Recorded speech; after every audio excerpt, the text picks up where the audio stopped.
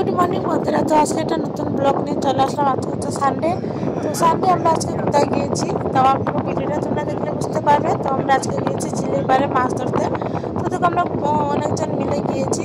তো যাওয়ার পর দেখো আমরা একটা ছোট্ট একটা মশারি নিয়ে গিয়েছি। তো মশারিটা অনেকটা ছিঁড়া ছিল বলে আমরা মাছ ধরতে পারিনি। ছোটো ছোটো কয়েকটা চুনা মাছ ধরা হয়েছে। তো তারপর এখানে গিয়ে থেকে অনেক বাঙালি দাদারা এসেছে। তো এখানে আমরা চিনি না, তোমাদের দাদাভাইরা চিনি, কাজ করে তো একসাথে।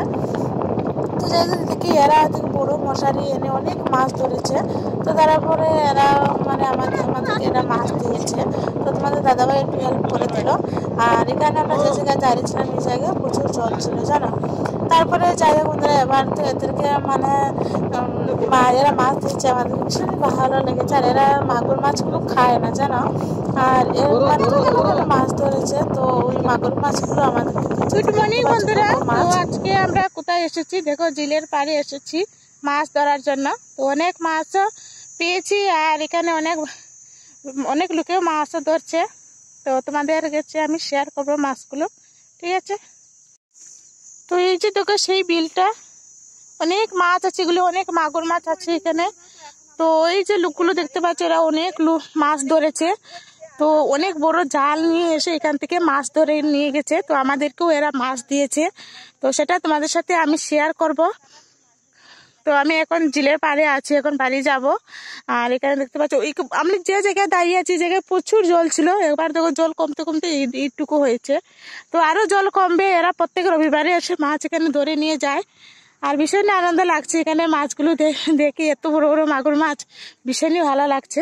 দেখতে পাচ্ছ কত লোক সব বাঙালি এখানে সব বেচেলার আছে। তো ভীষণই ভালো লাগছে সত্যি কথা। তো তোমাদের সাথে গিয়ে আমি ঘরে তোমাদের সাথে দেখাবো মাছগুলো। চলো যাওয়া যাক।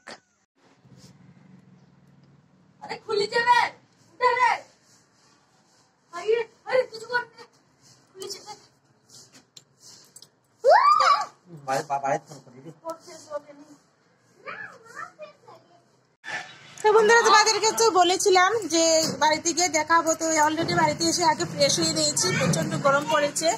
তো দেখো মাছগুলো নিয়ে এসেছি। এই যে কত বড় বড় মাছ দেখতে পাচ্ছ, এগুলো প্রচুর ভয়ও লাগে তুলতে। এই যে এই মাছগুলো কার প্রিয় অবশ্যই কমেন্ট করতে ভুলবে না। আমার তো ভীষণই ভালো লাগে এগুলো। তো মাছগুলো এখন কাটবো, কেটে উঠে তোমাদের সাথে পরে আবার কথা হবে, ঠিক আছে। চলো মাছগুলো কেটে নি। তুমি তো দেখো মাছ নিয়ে বসে পড়েছি কাটতে।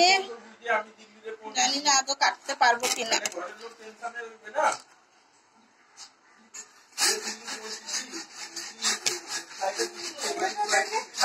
এগুলো ফেলে দিচ্ছি, এগুলো ফেলে দিব।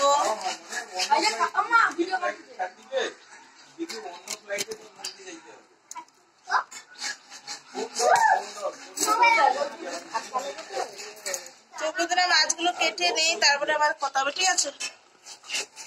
তো বন্ধুরা, মাছ টাছ কেটে একদম আমি রান্নাঘরে চলে আসলাম। আর প্রচন্ড রৌদ্র উঠেছে, প্রচন্ড গরম পড়েছে, কি বলবো। দেখতেই পাচ্ছ আমার অবস্থাটা কিরকম হয়েছে। প্রচুর ঘাম ঝরছে শরীর থেকে, পুরো কি বলবো, প্রচুর গরম লাগছে। রান্না করে এত রৌদ্র উঠেছে। আর তোমাদের দাদাভাই তোকে একটু হেল্প করছে আমাকে।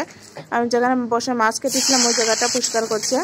আর তারপরে এবার যখন আমি রান্নাঘরে চলে এসেছি, মাছগুলোকে আমি প্রথম ভাজা করে নিয়ে এবার ফোড়নে শুকনো লঙ্কা, তেজপাতা আর এবার দিয়ে দিলাম পেঁয়াজ কুচি। তো পেঁয়াজটাকে ভালো করে লাল লাল করে ভেজে তারপরে এখানে দিয়ে দিলাম টমেটো, আর তারপরে দিয়ে দিলাম একটু লবণ দিয়ে এবার আমি ভালো করে কষি। তারপরে দিয়ে দিলাম হলুদ গুঁড়ো, লঙ্কা গুঁড়ো, ধনিয়া গুঁড়ো, জিরা গুঁড়ো, এগুলো দিয়ে ভালো করে কষি। একটু অল্প জল দিব, জল দিয়ে ভালো করে যতক্ষণ না তেল ছাড়ছে ততক্ষণ কষতে থাকবো।